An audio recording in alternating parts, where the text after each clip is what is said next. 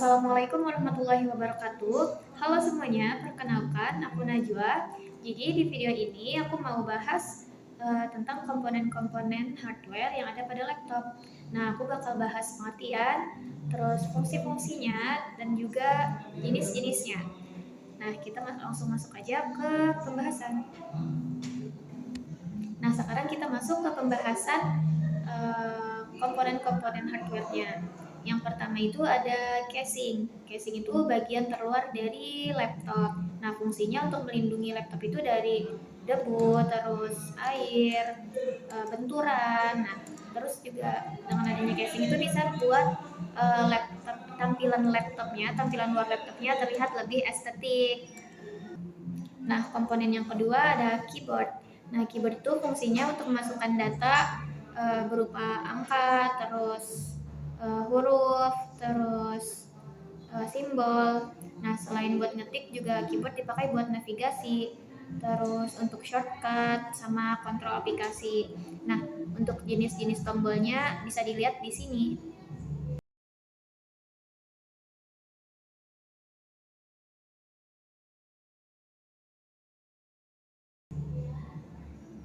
Nah, untuk jenis-jenis dari keyboardnya ada di sini.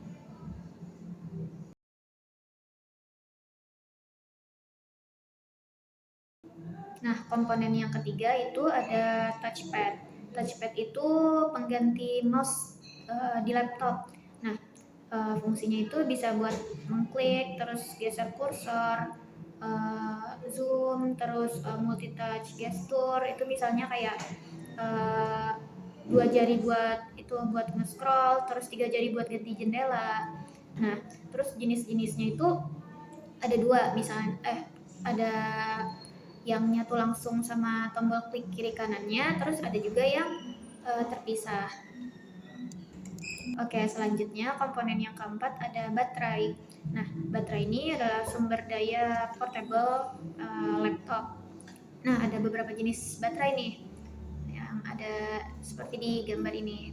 Nah, yang pertamanya itu dia agak berat dan punya efek memori. Terus yang kedua itu lebih ramah lingkungan, terus tahan lama. Terus yang ketiga itu dia sekarang lebih lebih umum dipakai. Terus dia lebih ringan sama lebih efisien. Nah, untuk perawatan baterai sendiri itu bisa menghindari penggunaan berlebihan saat mesin panas itu, atau jangan terlalu sering ngecas kalau baterainya itu belum habis. Komponen kelima selanjutnya yaitu ada adapter atau charger.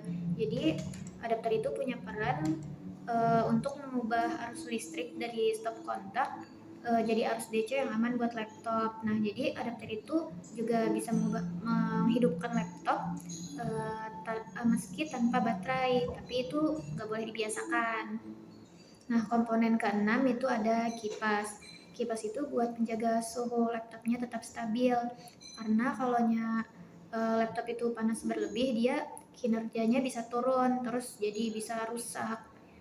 Nah, komponen-komponen yang sudah disebutkan sebelumnya itu adalah komponen-komponen yang ada di luar laptop. Sekarang kita masuk ke komponen-komponen yang ada di bagian dalam laptop. Nah, yang pertama itu ada motherboard. Motherboard itu papan utama yang menghubungkan semua komponen. Jadi di sini semua kayak RAM, terus CPU, terus storage, terus yang lainnya itu mereka saling terhubung di sini.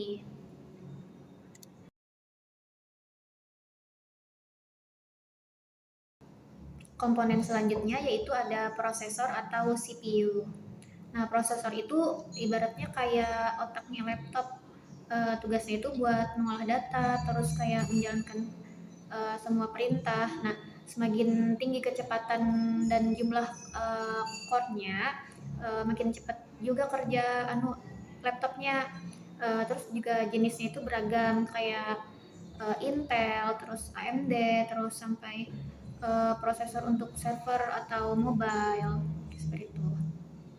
Komponen selanjutnya yaitu ada RAM. Nah, kepanjangan RAM itu random access memory. Nah, RAM itu fungsinya buat menyimpan data sementara. Misalnya kalau kalian buka aplikasi itu semuanya akan diproses dulu lewat RAM sebelum ditampilin di layar. Terus juga RAM juga ada berbagai jenisnya sama ukurannya dan kecepatannya. Semakin besar RAM itu semakin lancar juga laptop buat multitaskingnya. Nah, komponen selanjutnya itu ada storage. Kalau RAM tadi kan dia bersifat sementara penyimpanannya. Nah, kalaunya storage ini dia bersifat menyimpan data secara permanen. Jadi meskipun laptopnya mati, datanya bakal masih tetap ada.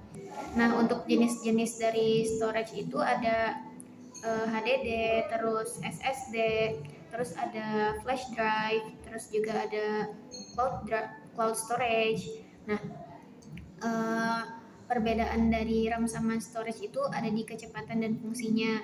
Kalau RAM itu kan buat kerja cepat, sedangkan kalaunya storage itu dia buat simpan data jangka panjang. Nah, itu tadi adalah penjelasan singkat dari beberapa komponen-komponen hardware yang ada di laptop. Nah, kenapa sih kita perlu memahami komponen-komponen tadi? Jadi supaya kita itu bisa lebih bijak dalam menggunakan dan merawat laptop. Jadi misalnya kita tahu kapan kita harus bersihin kipas, terus kapan kita harus ganti baterai, terus kapan kita perlu upgrade RAM supaya nggak lemot. Nah, jadi meskipun kalaunya nantinya ada laptop itu bermasalah, setidaknya kita bisa lebih paham sedikit kira-kira apa penyebabnya dan bagaimana cara mengatasinya. Oke, sekian penjelasan singkat dari saya tentang komponen-komponen hardware pada laptop. Semoga video ini bermanfaat dan bisa menambah wawasan kalian. Terima kasih sudah menyimak sampai akhir. Wassalamualaikum warahmatullahi wabarakatuh.